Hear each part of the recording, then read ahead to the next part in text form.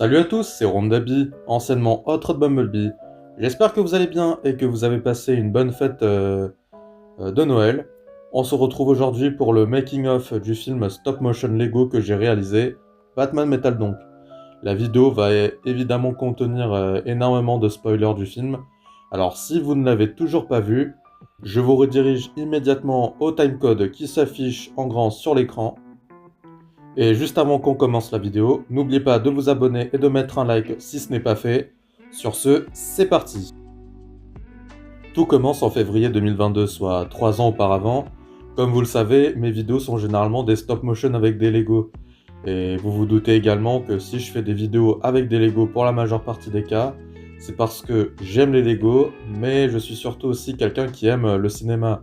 Et j'ai toujours eu le rêve de vouloir faire un film, comme beaucoup de gens, hein. Alors, quoi de mieux de réaliser entre guillemets ce rêve en faisant un film avec des Lego? Ensuite, vous allez peut-être me demander pourquoi avoir fait un film sur Batman, qui se bat contre son double maléfique. Car en plus d'aimer les Lego et le cinéma, je suis également une personne qui adore glander sur internet en regardant des choses en rapport avec ses loisirs. Et donc, les super-héros ainsi que la pop culture en général font aussi partie de mes loisirs. Je regardais donc des vidéos sur des personnages de pop culture et parmi ces vidéos, je regardais une vidéo d'Alcor, un youtubeur qui fait des vidéos analyses et présentations sur divers personnages de la pop culture. Et il avait fait une vidéo où il a parlé du Batman Thierry, le personnage antagoniste que vous voyez dans le film. C'est donc ainsi que l'envie de réaliser ce film m'est venue. Pour réaliser le film, j'ai donc librement adapté l'histoire du comics Dark Knight Metal, et j'insiste sur librement adapter l'histoire, car en comparant le comics avec mon film, le comics est extrêmement différent de l'histoire racontée par mon film, même si dans le fond, c'est pareil, et ça pour une bonne raison qu'on verra plus tard. Mais tout d'abord, il faut que je vous présente le comics en question. Dark Knight Metal est donc une série de comics composée de 6 numéros scénarisés par Scott Snyder. Rien à voir avec Zack Snyder si vous pensez qu'ils sont de la même famille. L'histoire suit donc Batman qui enquête sur des métaux rares aux propriétés surnaturelles, qui sont éparpillés aux quatre coins du monde, chose qu'on voit également dans le film. Cependant, dans le comics, les métaux peuvent aussi ouvrir un portail qui mène au multivers noir. Le multivers noir est un regroupement de dimensions parallèles dans lequel les histoires des héros qu'on connaît tous ont totalement viré à la catastrophe, et par conséquent ont conduit à la création des versions machiavéliques des super-héros. Et le Chevalier Noir en fait partie. Ainsi, ce n'est pas une, mais plusieurs versions machiavéliques de Batman qui vont être amenées dans le monde principal du Batman qu'on connaît tous, et ils sont au nombre de 7. Le Batman Thierry, qui est présent dans le film, Devastator, Merciless, Murder Machine, Red Death, La Noyée et Dawnbreaker. Ces Batman maléfiques seront engagés par Barbatos, que je vous présenterai plus tard aussi, afin de créer sa ligue de Chevaliers Noirs des Ténèbres, pour envahir le monde du Batman principal, ainsi que le reste du multivers par la suite. Dit comme ça, l'histoire vous paraîtra amusant et divertissant, c'est vrai. J'ai aimé lire ce comics, seulement le récit souffre de défauts qui malheureusement viennent un peu gâcher le récit. C'est aussi pour cette raison que j'ai voulu réaliser le film, en prenant de grandes libertés. Et pour évoquer ces défauts en question, nous allons commencer par Barbatos, qui est pour moi le gros point noir du comics. Déjà, il faut savoir que Barbatos n'est clairement pas un personnage créé par DC, mais au contraire un personnage dans le monde de la Joetti. Et si vous ne savez pas ce qu'est la Joetti c'est simplement le monde de la magie noire dans lequel on retrouve les démons et monstres terrifiants en tout genre. Et Barbatos, lui, dans la Joetti, c'est le comte et duc des enfers, qui commande une armée de démons. Scott Snyder en a fait une réécriture du personnage en faisant de lui le dieu des chauves-souris et du multivers noir. Déjà, premier problème, à quoi ça servirait d'être un dieu des chauves-souris si on est en même temps le dieu du multivers noir? Et surtout quand on a bizarrement une apparence qui fait penser à Batman. Car le concept de dieu des chauves-souris ou de tout autre animal marcherait largement, mais vraiment largement mieux, dans des histoires qui mêlent la mythologie. Mais encore, le scénariste lui a même donné une histoire ridiculement complexe, Barbatos a été créé par une entité cosmique du nom de Monitor, et c'est cette entité qui a créé l'univers. Mais le plus pire encore, c'est qu'il est même révélé dans les comics que Barbatos avait permis à Batman de remporter ses combats face aux super-vilains depuis sa toute première mission, dans une série de comics qui précède celle-ci, à savoir Batman New 52. Franchement, j'ai jamais vu quelque chose d'aussi absurde dénaturer un personnage comme Batman. Sérieusement, on aurait dit qu'il était voué à être l'élu d'une prophétie depuis sa naissance. C'est pourquoi donc Barbatos est le gros point noir du comics. Il n'aurait jamais dû exister, et le Batman qui rit, ainsi pourquoi pas les autres Batman, suffisaient largement en tant qu'antagoniste. C'est pourquoi donc je ne l'ai clairement pas mis dans le film. Ensuite, les Batman maléfiques.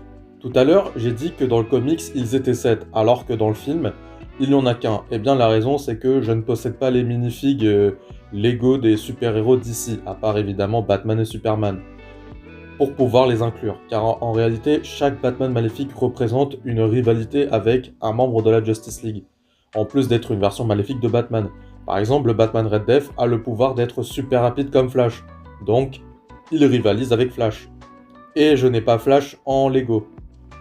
Voilà pourquoi. Mais en même temps, j'aimais aussi l'idée où cette histoire concernerait un maximum Batman, de façon personnelle. Une histoire dans laquelle la menace lui est avant tout destinée, et qu'il devrait donc faire face à lui-même, littéralement. Après, nous avons les métaux. Bien que les métaux soient généralement similaires, leurs origines sont complètement différentes. Dans le film, leurs origines sont inconnues, impossibles à déterminer, contrairement à ceux du comics, dans lesquels leur origine est bien spécifiée. Les métaux rares ont été créés par nul autre que Monitor, que j'ai mentionné précédemment. C'était plus simple pour moi de ne pas avoir donné l'origine exacte des métaux, car parfois, les mystères permettent de rendre une histoire encore plus intéressante. Et comme dit avant, je voulais simplifier ce qui était ridiculement complexe. Donc aucune mention de divinité cosmique, qui est l'un des buts ultimes. Il y a aussi le Batmanium. Dans le comics, le Batmanium est en réalité le sang de Bruce. Il faut se rappeler qu'il y a également du fer dans le sang, donc ça compte.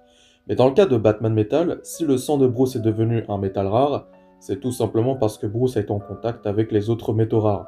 Et en entrant en contact avec ces métaux, les particules des métaux sont entrées dans son corps. Et c'est donc comme ça que son sang est devenu le Batmanium, le dernier métal rare. Je comprends le choix d'avoir fait du sang un métal rare, avec les explications logiques que je viens de donner. Ça m'avait pas gêné pour le coup, mais puisque le scénario de mon film c'est un perso qui confronte une version alternative de lui-même et qu'à côté il y a des objets magiques qui sont au centre de l'histoire, j'ai préféré faire plus simple, en faisant du Batmanium un alliage formé par les métaux rares. Mais encore, les métaux dans les comics ont la capacité d'ouvrir un portail vers le multivers noir, chose qui n'est pas visible dans le film, et qui n'est même pas spécifiée dans le film, mais en vrai, vu les capacités que j'ai données au Batmanium du film, à savoir interagir avec des objets selon nos désirs, il pourrait le faire en vrai. Malgré toutes ces différences qui sont pour la majorité volontaires, j'ai tout de même tenu à garder certains éléments du comics dans le film, qu'on puisse retrouver tout de même l'essence de l'histoire dans le film, notamment avec les métaux rares, le Batman qui rit ou encore cette scène de sauvetage qui figure dans le comics. Mon objectif était avant tout de corriger l'histoire du comics, de rendre justice au comics, montrer comment est-ce que le comics aurait dû être écrit par le biais de mon film. Et ça, même si j'ai plutôt aimé le comics. Il y a un défaut de ma part à souligner, c'est que j'ai expédié assez rapidement les métaux rares vers la fin. Il aurait été plus judicieux si j'avais fait une scène où Batman fait un court briefing sur les métaux à Superman et Catwoman. Alors, ça s'est passé, mais on ne le voit pas. Et c'est dommage. Comme vous vous en doutiez, le tournage a eu lieu chez moi, sur une étagère avec une tablette mobile, et c'était donc dessus que je posais mon téléphone, oui j'utilisais mon téléphone, avec l'appli Stop Motion Studio, pour tourner les scènes avec les Lego. Les effets de son, de lumière ainsi que les textes qu'on peut lire dans le film ont été réalisés sur l'application InShot. Cependant, je regrette énormément de ne pas avoir mis des décors en arrière-plan pour toutes les scènes, car visuellement, les scènes paraissent vides. Il faut aussi que je parle des fonds noirs qu'on voit lors de l'acte final du film, notamment la scène où Superman et Catwoman trouvent la machine dans le noyau. Alors? Ou l'autre scène où Batman se bat contre le Batman qui rit.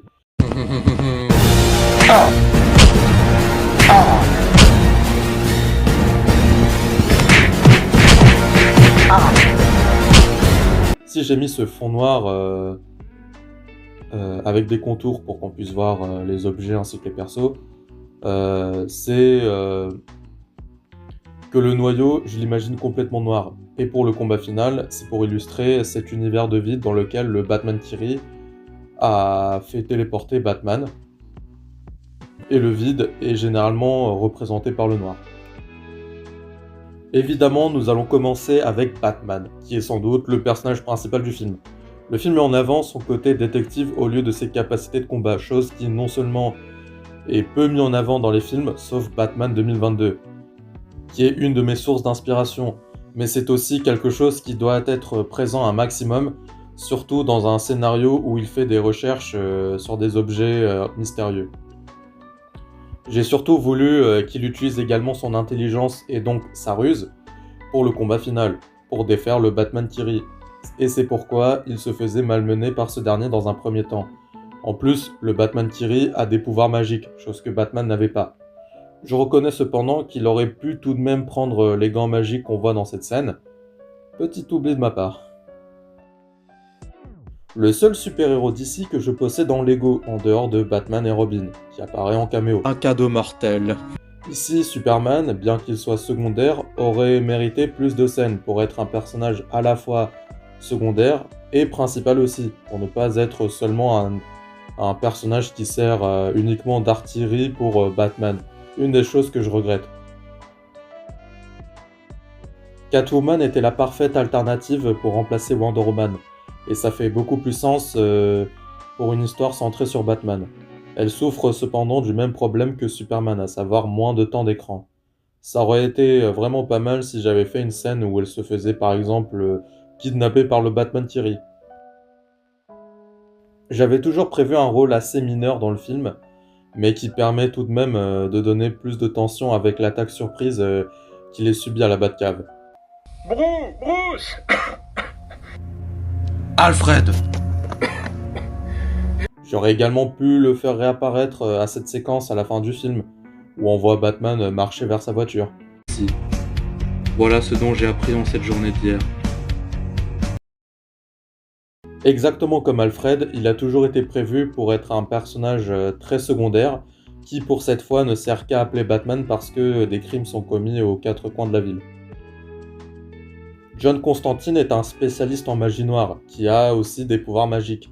Dans le film, j'ai également voulu lui rendre un rôle mineur pour la simple raison que je ne savais pas quoi faire, s'il était parmi les protagonistes. C'est pourquoi on ne le voit que dans cette scène. Pose-les sur la table, je vais voir. J'aurais très bien pu ne pas le mettre dans le film, mais j'ai quand même voulu pour le plaisir, puisqu'il fait partie de mes vilains d'ici préférés, et que surtout, depuis quelques années, il se bat souvent contre Batman, notamment dans les comics. Ici, Deathstroke apparaît pour la première fois en tant que personne possédée par le Batman qui rit, avant de se révéler comme quelqu'un d'amical, surtout avec Batman. Si j'ai choisi de lui donner cette personnalité, c'est parce que j'aime bien aussi quand Deathstroke a un certain sens de l'honneur, en plus d'être un vilain. C'est avant tout un mercenaire qui tue pour gagner sa vie, et il tue uniquement des criminels. Après, ça dépend des itérations, car il y en a beaucoup où c'est un pur vilain, où il n'a aucune pitié.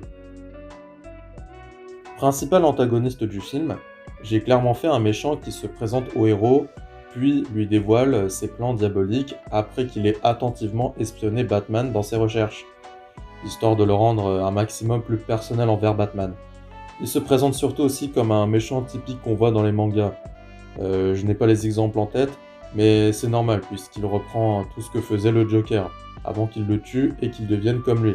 Pour rappel, le Joker, c'est un personnage qui s'amuse à semer le chaos partout où il va. Et surtout, il joue avec Batman en faisant des victimes par-ci par-là. Il a également des pouvoirs magiques qu'il a volés à un autre super-héros qui possède des pouvoirs magiques. Et dans le film, il s'en sert très rarement. Il l'utilise seulement pour fusionner les métaux rares. Je ne l'ai pas spécifié certes, mais je voulais qu'il s'en sert rarement, car il aime avant tout planifier ses méfaits en faisant des mises en scène de tout genre. Il est vrai qu'il aurait probablement dû rencontrer le Joker du monde principal de Batman, mais je ne savais pas comment amener cette rencontre dans le film. D'autant plus que je ne voulais pas non plus que le Joker ait un grand rôle dans l'histoire. L'homme mystère. Je me devais l'inclure dans le film, surtout après avoir vu The Batman. L'homme mystère est ici présenté comme un antagoniste qui second le Batman tiré aux côtés d'Ekfu, dont on en parlera plus tard. Je l'ai introduit comme un méchant supposé, un personnage dont tout le monde croit qu'il est le méchant de l'histoire, alors que non. Comme je l'ai mentionné précédemment, Ekfu est le deuxième vilain à seconder le Batman Thierry. C'est bel et bien un perso de l'univers DC, un perso quasi obscur que j'ai découvert dans le jeu Lego DC Super Villain. Et tout comme le Sphinx, je me devais aussi de l'inclure impérativement dans le film, tellement ce perso est incroyablement amusant. J'ai très hâte de le voir dans un film d'ailleurs.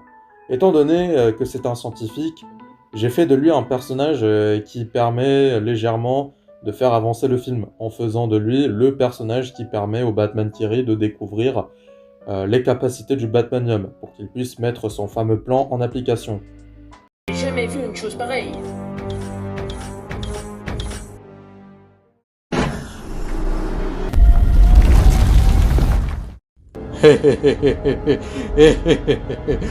Ah, voilà de quoi est capable Batmanium.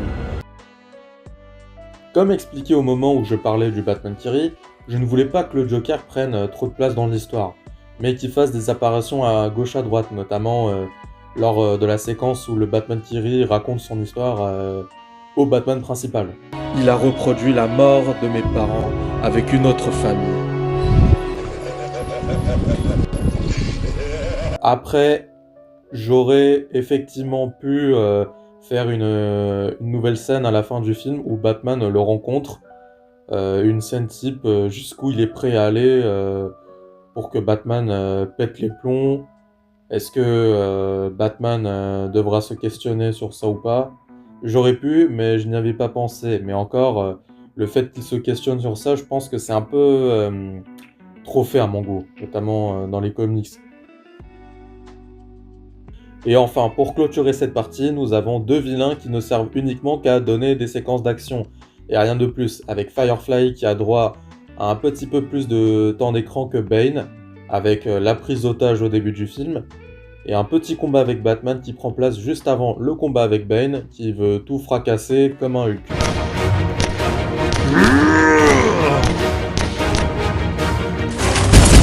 On peut aussi parler des monstres qui sont des monstres des films Marvel en Lego. Le premier Gargantos du film Doctor Strange 2, puis le deuxième qui est le monstre dans Thor 4. Mis à part Dark Knight Metal qui est la principale source d'inspiration du film, je me suis aussi inspiré d'autres œuvres, voire même influencé par celle-ci. En l'occurrence, The Batman, sorti en 2022, avec cette scène de course-poursuite.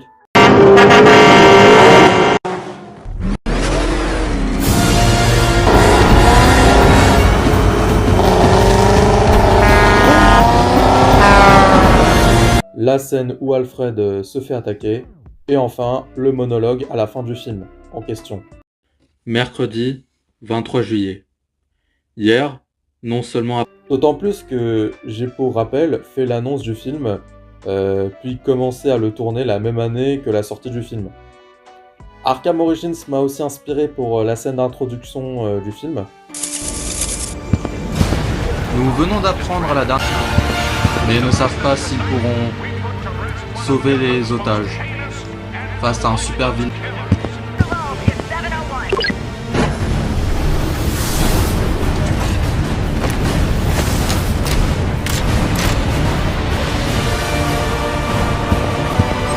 Ou bien encore, la fin de The Dark Knight Rises avec la bombe que Batman devait emmener très loin de Gotham.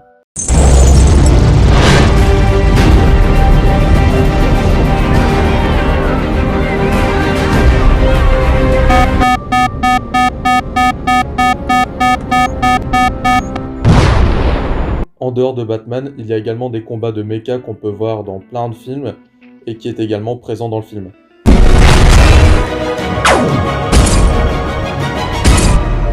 J'aurais dû le faire un peu plus long.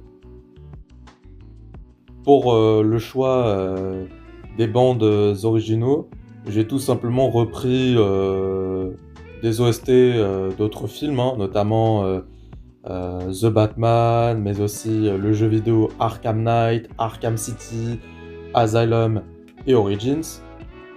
Également quelques OST du film Superman de James Gunn.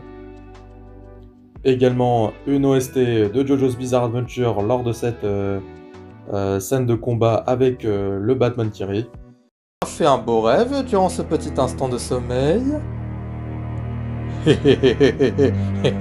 Qu'est-ce que tu as fait?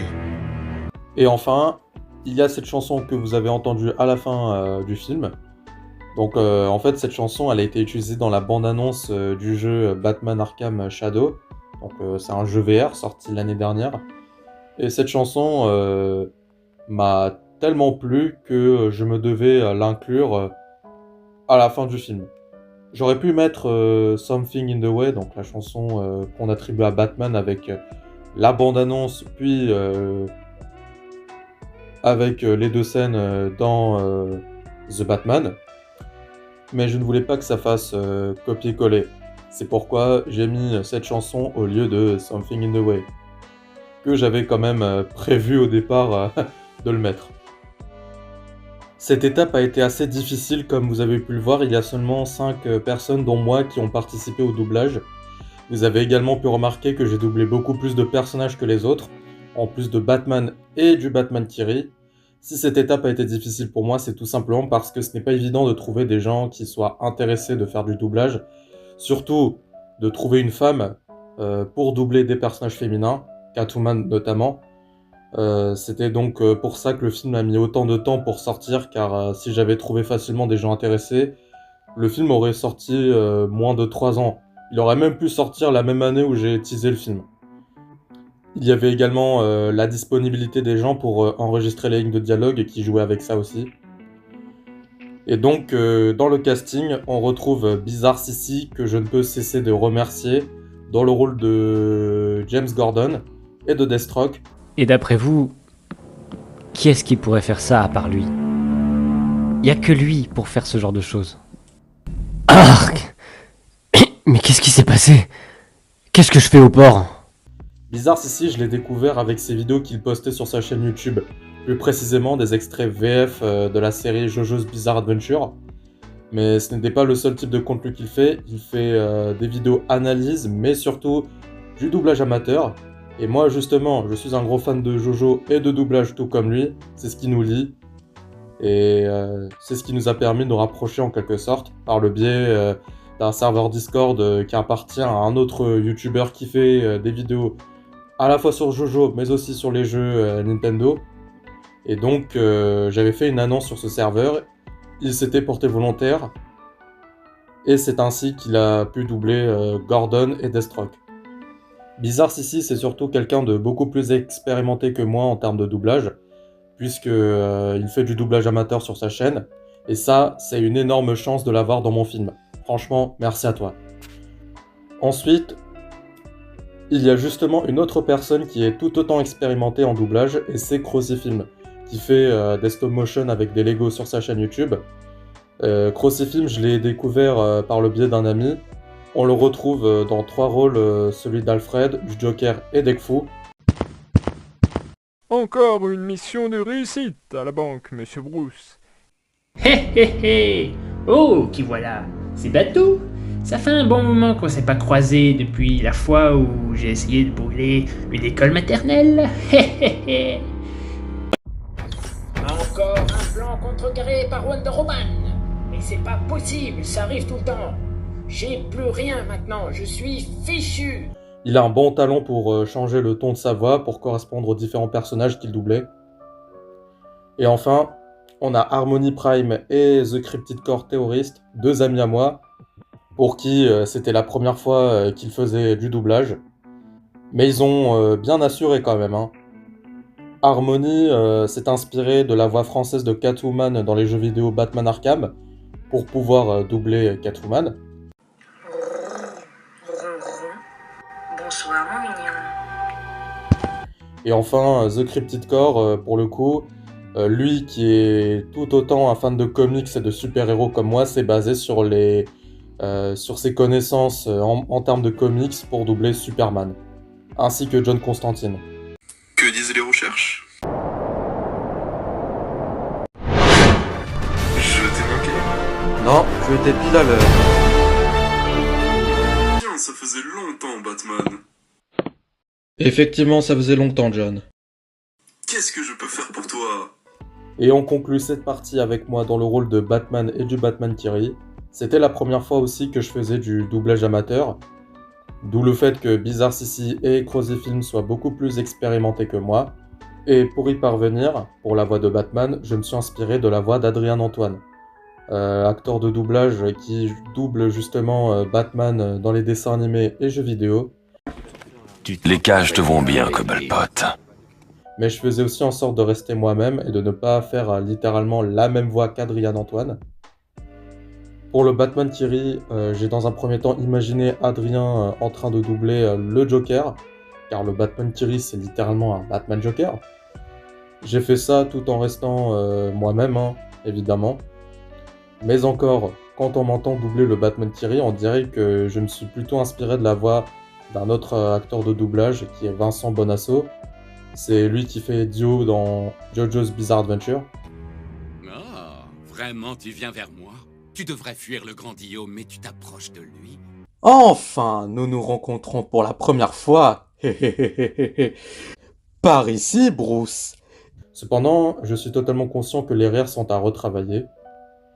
Il y a également aussi d'autres personnages que je double, notamment Firefly. Te voilà enfin, Batman! Je lui ai fait une voix qui ressemble à celle qu'il a dans les jeux Batman Arkham et l'Homme Mystère. Parfait! Le grand patron sera content quand on lui annoncera cette nouvelle. À qui je lui ai fait une voix de quelqu'un d'arrogant qui se sent trop sûr de lui, comme il est dans le matériau source. Et enfin, des voix additionnelles comme le pompier, le scientifique en détresse ou encore un des criminels.